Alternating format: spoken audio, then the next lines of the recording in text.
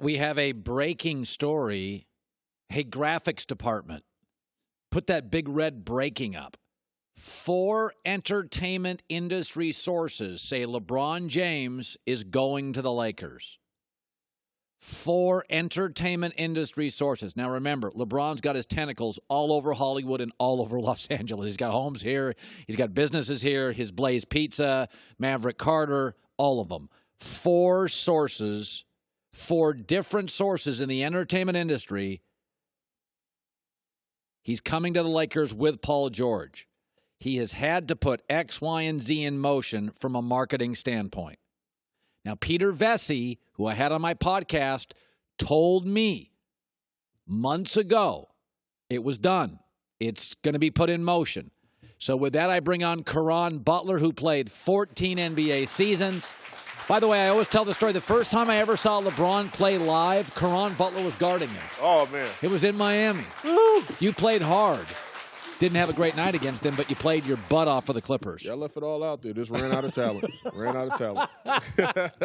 So when I say that to you in Los Angeles, what's your first thought? Hey, I was just telling the guys over there, I was just like, that would be amazing. You know, he's done pretty much everything that he can possibly do, you know, for, you know, Cleveland, for the city. Obviously, he delivered on the championship. That was a promise that he always wanted to do. That's the reason why he went back. Left it all on the line this entire season, last season. I mean, what else? What more can he say? People, you know, I've said this over and over. Before you break up with somebody, you drop hints. It's called softening the blow. I mean, he keeps dropping these hints. He tells Rachel Nichols, I told him I didn't want him to trade Kyrie. That's softening the hint. We have 5 different clues he's given us. He admitted on camera right before the series, don't trade Kyrie. He admitted on camera before the finals, I didn't want to get rid of David Griffin. He called it a working relationship with the owner. He showed obvious frustration on camera with Ty Lue and J.R. Smith. Absolutely. And then yesterday he comes out, that bite we just showed, how much can I carry the team? I'm not trying to reach here, Caron. It seems obvious to me. He's getting ready to break up. Yeah, it's definitely coming. I mean, you think about the interview with Rachel Nichols and addressing the Kyrie situation. That could have been addressed, I mean, numerous times. And, you know, he's so clever. He's so smart. He addressed it at this point in time for a reason. And, you know, his body language on the sideline, you know, understanding that, you know, look, probably not going to beat the Warriors. Understanding that in your head going into this battle with this group. But look, showing his frustration. Like, look, you guys don't understand. I left it all on the line. I left it all out there. I just didn't want to get swept in the finals. This was an amazing opportunity. I had a career high in the finals, 51 points. And, you know, we dropped the ball on an amazing performance. Caron, when KD went to the Warriors, there were a lot of catcalls. Guys were like, come on, man, it's your rival. But the Lakers aren't anybody's rival. Do you think he's going to get beat up if he, let's just say he chooses the Lakers? He's got 2 homes out here. They're not a title contender. Like, I think the Lakers, you go to Houston, some people, I don't agree with this, are going to be saying ring chasing. In a way, I can make an argument the Lakers is the most valiant place to go. It's not about just chasing rings. It's about lifestyle. It's about, we're not close to winning a title. I got to help build this puppy. Yeah. I mean, as a business mogul, I kind of respect him if he goes to the Lakers because it's like, you can argue it's the toughest place to win right now of all the options. Yeah, it really is. And it is a tough place to win, but you have to evaluate. I'm a family guy. You know, I have a father of 5. And I look at LeBron and what he represents and what is, you know, his agency, you know, Clutch Management and all those guys, you know, they're visionaries. They think big picture. And, you know, you think about LeBron's thinking about his queen. He's thinking about Bronny. He's thinking about things that he can do and tap into off the court, which he's already tapped into with Uninterrupted and Spring Hill Entertainment. It's only going to get bigger. And if he's the main carrot in Los Angeles, playing for the Los Angeles Lakers, wearing the purple and gold, there's no limits to anything that he's capable of doing. So why not come to Los Angeles? Listen, Philadelphia's got 2 stars. The Rockets have 2 veteran stars. If you go to the Lakers, 4 different industry sources are saying that LeBron is starting to make connection with people in Los Angeles in the entertainment industry. You know, I've always said this, Caron. There are 3 stages to being guys like Brady, Peyton Manning, LeBron, Kobe. There is I'm going to show off and show you how great I am. May not win a title, but I'm going to show you my talent. I'm going to score a bunch of points, Michael Jordan. Then there is the ring stage. Okay, you know how great I am. Now I got to start compiling some rings. Yep. The 3rd stage is the mogul stage, where titles would be nice, but Michael Jordan went to the Wizards. Brett Favre went to the Jets. That 3rd stage for these guys is not, rings are great, but you've already got them, and you got a net worth of $500 billion. I believe Jay-Z's done this. Yes. Here's my music. Here's my Grammys.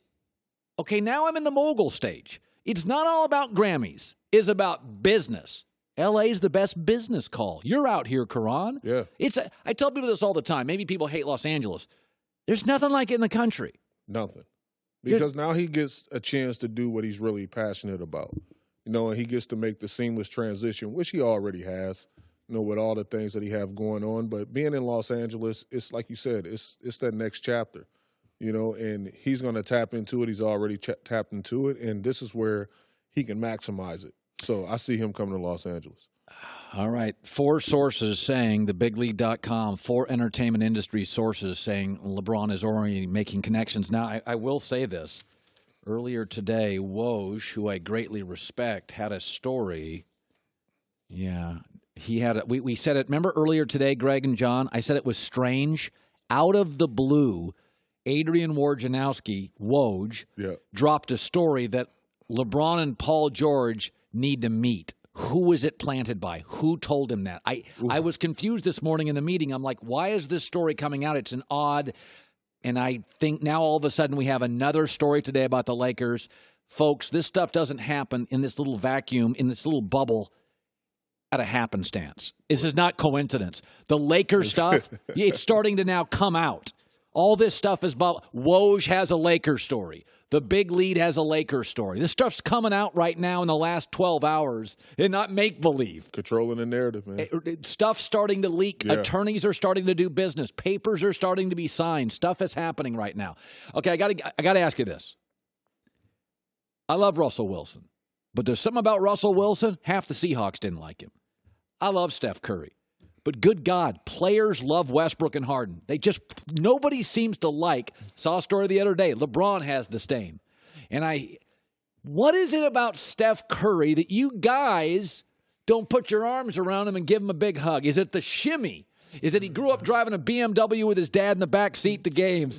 What is it about Steph that people don't like? Because I love the guy. I love him too. But a lot of guys don't. I know, man. You know, he got the good hair. He got the hazel eyes. He can make all his shots. I mean, look, it's just terrible, man. I mean, look at this. Then he could dance. Look, he got dance moves. Do you think it's because he's a little cocky on the floor? I mean, that comes. Everybody's cocky to a certain degree. Thank you. They are, and some people just can't handle it when you got the brown skinned dude just running around, just dropping trays on you and shimmying in front of your face, and you can't stop it. That's frustrating. He's not as big as you. He can't dunk on you. No. There is, I really feel, we talked about this yesterday, there is an absolute jealousy about Steph that's palpable in this league. Players love Westbrook. Westbrook's hard to play with, not very efficient, and has struggled in the playoffs. This guy is easy to play with, is really efficient, has been great in the playoffs. But yet players like Westbrook, and there's something about Steph. I think some of it's this, man, that you pointed to. He's just kind of cool. Is easy. He's cool, He's man. making shots. He doesn't look as athletic as you. Got that look. And he's also putting people out of work. Putting a lot of people out, and he making it look effortless. It's just like R&B back in the day, the 90s music.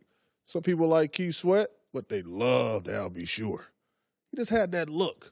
You know what I mean? That's Steph Curry. That's Al B. Sure, the NBA right there. You're going references. I've heard the names. I don't know exactly what you're talking about. I've heard Al B. Sure.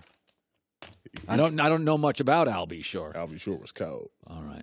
Great seeing you, bud. Always. Yesterday, by the way, more on this breaking story. Woj has a story on the Lakers. The Big Lead has 4 industry sources on the Lakers. It is not happenstance. It is not a coincidence. This stuff's all breaking today as LeBron heads to Game 3, as Dan Gilbert just subtweeted him 2 days ago. Folks, this is real. It's percolating. It's happening in front of you. That's coming up.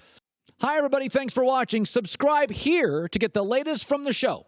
Also, be sure to check out more of the best clips from The Herd or go watch a few segments from other shows on FS1.